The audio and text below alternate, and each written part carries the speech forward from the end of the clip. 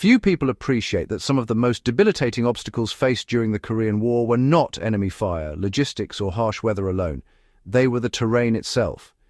In certain northern and central sectors, the soil was a dense, compacted clay that turned every trench, bunker, and defensive position into a slow, grueling engineering challenge. Conventional histories emphasize battles and strategy, but they rarely discuss how soil conditions dictated movement, construction, and even survival. Units that underestimated the difficulty of digging in clay found themselves trapped in positions they could neither reinforce nor evacuate quickly. Before we explore this further, subscribe to the channel. This series is about uncovering the overlooked realities that shaped both survival and strategy, not just the headline moments of war. Compacted clay changes the way you have to think about engineering and survival. Compacted clay is deceptively simple. It looks solid, but it resists penetration, holds water, and becomes almost impervious when dry. Northern engineers in Korea faced this constantly. Attempting to dig traditional trenches with shovels often produced minimal progress and tremendous physical strain. The soil's density, limited ventilation, trapped water, and made fortifications prone to collapse if attempts at rapid excavation were made without proper technique.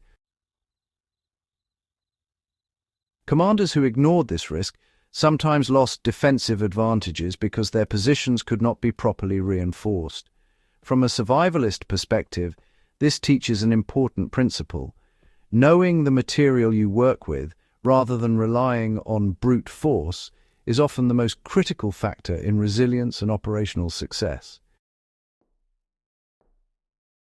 The North Korean and Chinese forces adapted to clay in ways that most textbooks overlook.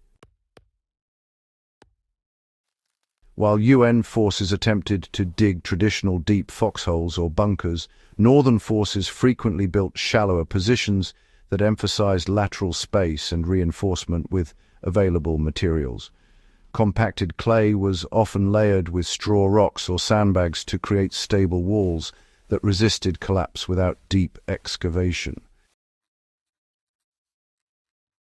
Engineers learned to work with the soil's properties rather than against them, shaping shallow, reinforced positions that could absorb artillery impacts and maintain troop protection. This was a form of practical adaptation born of necessity, and, it really illustrates a broader lesson. Success in difficult terrain often depends on flexibility and resourcefulness, rather than just following standard procedure. Water management became as critical as the soil itself, honestly. Clay soil holds water in a way that can either be an advantage or a threat. UN units frequently faced waterlogged positions after snowmelt or heavy rains, which made trenches impassable and, introduced health hazards. Northern forces, anticipating these challenges, often built channels or drainage layers using gravel, sand, or even wooden slats to prevent water accumulation. Maintaining slightly raised floors inside bunkers minimized contact with water while keeping the structure stable. This attention to water management demonstrates the interplay between environment, engineering, and troop welfare. For anyone studying survival, the takeaway is clear: working with natural conditions rather than attempting to force standard solutions dramatically improves outcomes. Leveraging small local materials reduced the need for heavy digging. The Korean War environment, really limited access to heavy machinery in those remote or contested areas. Northern units, in particular, had to rely on materials at hand, like rocks, straw, timbers, and sandbags, to create stability in their compacted clay positions. These additions allowed soldiers to form functional defensive positions without excavating deeply, which reduced both labor and their exposure to enemy observation. Observers from UN forces actually noted that positions reinforced in this manner were surprisingly quite resilient. The strategic lesson here is that small, incremental interventions can often substitute for large, labor-intensive efforts, whether in wartime construction or, honestly, in survival contexts. Temperature and freeze-thaw cycles, well, they really amplified the challenges of clay soil. Compacted clay behaves differently under varying temperatures. In cold weather, it hardens into a nearly rock-like layer. In heat, it cracks and shrinks. Northern engineers used this knowledge tactically, timing excavation or reinforcement efforts according to seasonal conditions. For example, during periods of early spring thaw, soil was softer, allowing modest trench expansion without heavy digging. Conversely, in midwinter, they relied on pre-positioned materials and layering techniques to stabilize frozen positions. Recognizing these patterns allowed them to maximize efficiency and preserve manpower, lessons directly applicable to any environment where soil or substrate dictates the work that can be done. You know, it's interesting how small adjustments often outweighed major labor-intensive efforts. Many United Nations units, well, they tried to break through compacted clay with these extended digging sessions, often exhausting soldiers with minimal progress. Northern forces, by contrast, focused on shallow excavation combined with layering and reinforcement. This approach minimized labor, maintained structural integrity, and allowed for rapid occupation or reconfiguration. In one field report near the Chosin Reservoir, engineers who layered clay with sand and straw created a defensible perimeter in just a few hours, a process that would have taken days if attempted with full-depth excavation. The lesson here is that incremental, intelligent adaptation often surpasses brute force, especially under harsh conditions. Observing and understanding soil properties influenced tactical decisions. Commanders who closely monitored soil conditions could predict where positions would hold or fail. Compacted clay dictated where artillery could be emplaced, how trenches could be oriented, and where supply caches could be safely stored. Units that ignored these realities found their positions collapsing under stress or water accumulating to the point that movement was impossible. From a historical and survival perspective, this really underscores the importance of careful observation, continuous assessment, and flexibility. Understanding your environment before committing resources often prevents catastrophic failure. The consequences of misjudging soil extend beyond immediate combat. Compacted clay not only slowed digging but also influenced logistics and post-battle recovery. Equipment, vehicles, and supply lines were constrained by soil conditions. Improvised roads and trails had to consider weight-bearing limitations, and troop movement was carefully timed to avoid soft or waterlogged areas. Northern engineers often anticipated these limitations by preemptively reinforcing paths and supply areas with gravel or planks.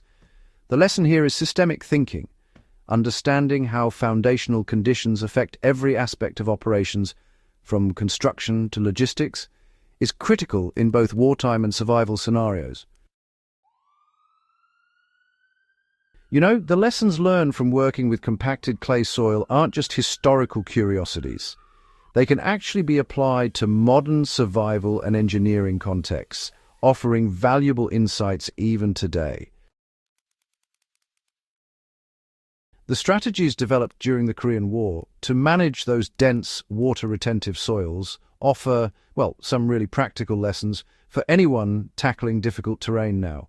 By using techniques like layering, reinforcing shallow excavations, anticipating seasonal changes and making use of local materials, it's possible to reduce labor and, at the same time, increase durability. For survivalists, this means you can build shelters, create drainage systems, and establish defensible positions, all without the need for heavy machinery. The key principle remains the same: work with the environment, not against it. In fact, incremental intelligent adaptation usually proves far more effective than just trying to force your way through. Recognizing the intelligence behind minor decisions, really changes how we understand survival under duress. The Korean War demonstrates that small, considered choices often determined which units survived or maintained operational effectiveness. Decisions about how to manage soil, where to reinforce positions, and how to control water were as consequential as high-level strategy. Observing and learning from these overlooked factors actually provides insight into human ingenuity, resource management, and the interface between environment and survival.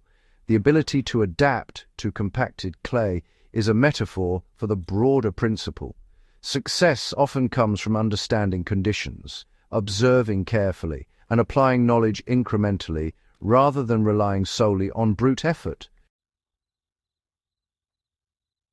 Remembering these lessons matters because, history is more than battles.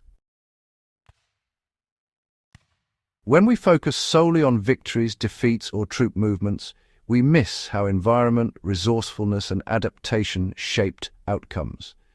Compacted clay soil in the Korean War is a perfect example of how the physical world influences strategy and survival. Northern engineers' responses, shallow excavation, layering, reinforcement, and water management, demonstrate practical intelligence that allowed troops to endure harsh conditions and remain operational. These stories matter because they teach lessons that extend beyond history into preparation, resilience, and adaptability. If this kind of in-depth exploration is useful to you, subscribe to the channel. Sharing this video helps others understand how overlooked factors like soil properties shaped wartime survival and why careful observation and adaptation remain critical in both historical study and practical preparation. By studying how soldiers managed compacted clay without heavy digging, we gain a deeper appreciation for human endurance, ingenuity, and the impact of environment on strategy. These lessons remain relevant today for anyone interested in history, survival, or the practical realities of operating under constrained conditions. Farm logic.